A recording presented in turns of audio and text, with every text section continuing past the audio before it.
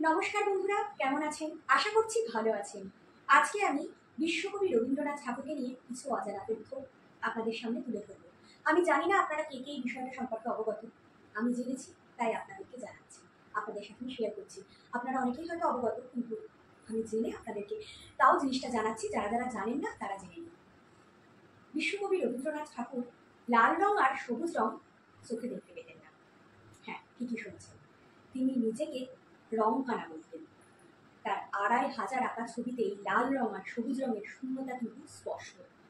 এছাড়া ১৮৯৪ সালে তিনি তার ভাইজি ইন্দিরা দেবীকে চিঠি লিখেও কিন্তু এটা জানিয়েছিলেন।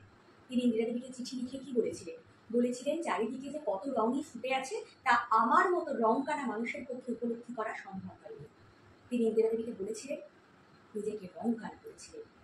হ্যাঁ, সেই রোগের চিকিৎসা কিন্তু আজ পর্যন্ত নেই। তিনি লাল রঙকে রাঙা বলতেন এবং সবুজ রঙকে শ্যামল বলতেন।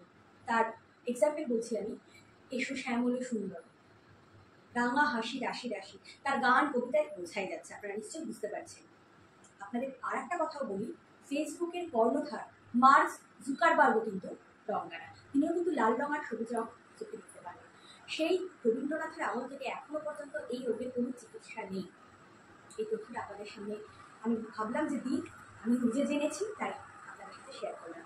কেমন লাগে জানাবেন অবশ্যই কমেন্টে। আর ভালো লাগলে অবশ্যই একটা লাইক করবেন, চ্যানেলটাকে সাবস্ক্রাইব করবেন। আপনারা সাবস্ক্রাইব করলে আমি একটু ভিডিও বানানোর জন্য উৎসাহ পাই আর কি। ভালো থাকবেন সকলে।